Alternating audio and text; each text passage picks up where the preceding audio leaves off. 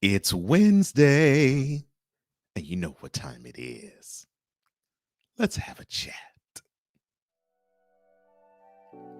Cole Sports presents on the daily.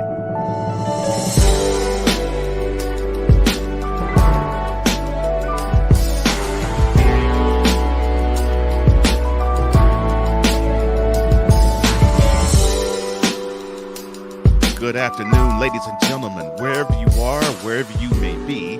Cole Johnson's here on the daily. It's on tap, presented by Cole Sports. You already know the drill. Like, share, subscribe, hit that notification bell, do all of those things. Not necessarily in that order, but just do all of them. But let's dispense of all of the particulars and let's get right down to why you're here. So many have talked to me about LeBron James being the greatest player of all time, being the the best player to ever touch a basketball or lace up sneaks. And I've even heard people say he is the most revolutionary player in the history of the NBA. I think it's time for you and me to talk. In a world where partial greatness is celebrated and total greatness is shunned, there stands to be a figure on the lips of those who love him and those who hate him. The inane comparisons to Michael Jordan and Kobe Bryant continue and has existed since 2003.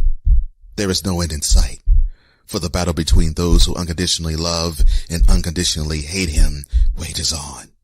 These are their stories. Welcome to the Bronzexual Confessions. Here's how we're going to start this. So, okay, fine. I'll start it this way. So, I had a conversation with a Bronzexual. And the conversation went as follows. He tried to challenge me on what LeBron has done versus other greats. And you already know the other greats you heard in the segment intro, two of them, Michael Jordan and Kobe Bryant. But it even goes further, greats like Karl Malone, greats, and yes, I may like or did not, I may not like all of them, but they're still greats. Greats like Karl Malone, greats like Kareem Abdul-Jabbar, greats, even Lakers greats other than Kobe, like Magic. Greats like Larry Bird, every single person who's considered on the pantheon of greatness or are, as you could probably say, on the Mount Rushmore of NBA all-time greats, they denigrate all of them in lifting LeBron up. And one of these conversations I had with a Bronzexual said that LeBron is the most revolutionary figure in all, he actually said in all sports, but I will put it in the realm of all the NBA. I definitely can tell you in all the sports that is not the case, but in basketball only, it is not. Now, I'll tell you what he is. He definitely is the most athletic that I've ever seen touch an NBA court and lace up sneaks. All right, you're 6'9", you're 260 pounds. Basically, we've had tight ends in the NFL be that size. And you have that type of size and actually can move the way he does. That's saying something. That's saying a lot, actually. So he has the movement, maybe not now since he's 37, but definitely when he was in his 20s, he had it. So he had the movement. He had I won't say the most explosive first step, but he had a decent first step. And he was a bull in a china shop. I mean, he would have the muscles and you just would have to get out of his way or take the charge or take a blocking foul if you didn't get into the semicircle. It's simple and plain. There isn't another athlete that's played in the NBA like LeBron James. And you can name them all, from Vince Carter to to Michael Jordan. No one compares athletically to him. That is not a shot of on them. That's just a fact. Then we go to the most covered NBA athlete ever. People will probably argue with me and disagree with me and say Jordan was. To a degree, that might be true, but to another degree, it is LeBron because, well, let's be factual.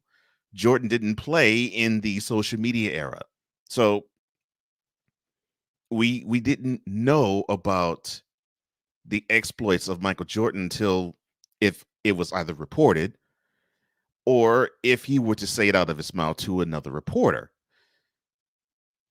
LeBron doesn't have to go to an analyst or a reporter. He can just simply pick up his phone and tweet, or pick up his phone and do an Instagram reel or an Instagram live, which he has done on all of those occasions. He's a whole lot more accessible than Jordan and any other great before him has ever been. And the coverage of him, look on ESPN's First Take, look on Fox Sports One's Undisputed, or Speak for Yourself on Fox Sports, or ESPN's Get Up. Any big time national television sports program will talk about this guy endlessly, almost from January 1 of one year to January 1 of the next year. The coverage to me is a bit overexposed, if I may say so myself, but he is the most covered athlete I think I've ever seen in basketball history.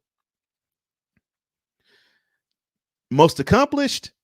Of course, I will still say no because that honor and distinction goes to one Lou Alcindor, aka Kareem Abdul-Jabbar, who to me has had the greatest basketball career of anybody in the history of the NBA or in the history of basketball in general. You amass 6 MVPs. No other person has done that. 6 championships. Now others have won and garnered more, of course, in the NBA. You match it up with 3 more that he won in the NCAA ranking. And if I'm not mistaken, I think he only lost 2 basketball games when he was playing high school in New York. LeBron could be many things. He can't top that. And just about nobody can. So most accomplished NBA athlete, I'd say no, but he will come close to possibly making that moniker come true simply because he's gunning to get 40,000 points in a career. He's gunning to have 10,000 rebounds in a career. He's gunning to have 10,000 assists in a career. And it's going to be many records that he's going to either hold or distinctions he's going to claim where he was the youngest to get to a mark or the oldest to get to a mark. So accomplishments by numbers, that may be true, but accomplishments in terms of championship pedigree, that is where we will have the not so much bent on that one. Then there is the most powerful. Now, I said this in the most athletic. Now, there's others who have been more powerful. I mean, I can think of Will Chamberlain as that. I can think of Bob Lanier as another. I can think of Daryl Dawkins as another. Heck, Charles Barkley, and most certainly Shaq. To me, Shaq is the strongest NBA player that I think I've ever witnessed. Now, do I believe he's most powerful in today's game? Very close. Very close. I think that might be the case. Still, 6'9", 260. Very few are taller than he is, and very few have more weight than he does in today's NBA. That's just fact. So I will give you Bronze-sexual. He is the most athletic. I will give you he's the most covered. I will give you to a slight degree he's the most accomplished. And I'll give you that he's the most powerful player in today's NBA. And I would say the most powerful player in terms of being off the court because he is influential in that regard in a way that no other NBA player before him has been. So all of those I will give you the tip of the cap to. However, the most revolutionary player on the court, no, never, never, never. No. The most revolutionary player of this era belongs to number 30 of the Golden State Warriors. His name is Stephen Curry. He is the most influential player in this era, and number two is a distant second. And why do I say that? You're dealing with a player who is 6'3", 200 pounds. He has a jump shot that can extend itself beyond half court. I mean, I've seen him routinely hit 50 footers in games where it's been nothing but the bottom of the net. Before Curry had an impact in the game, it was more of an inside out type of game with some athletic wings to control some of the flow. And you had games where many of those games did not go above 200 points combined. That was definitely around 2009, 2010. Fast forward to about, I don't even have to go 10 years, fast forward to about 7 or 8. And you have this wonderful example of a person who's a basketball player who turned a weapon out of an anomaly. And it extended itself to it being a strategy when Steve Kerr, the current head coach of the Warriors, decided to use the range that Curry possesses as strategy, meaning the threat of him hitting a three can produce offense. And I call their current offense the Princeton style of offense on steroids. They do backdoor cut after backdoor cut after backdoor cut, death by 1,000 paper cuts, all due to the range of Stephen Curry.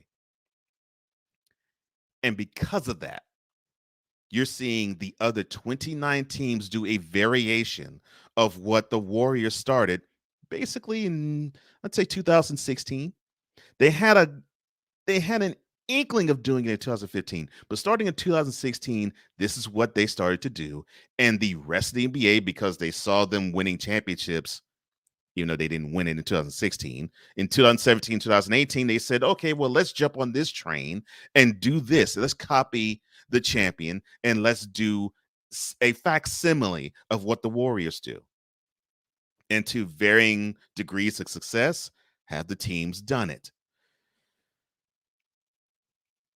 In LeBron's case,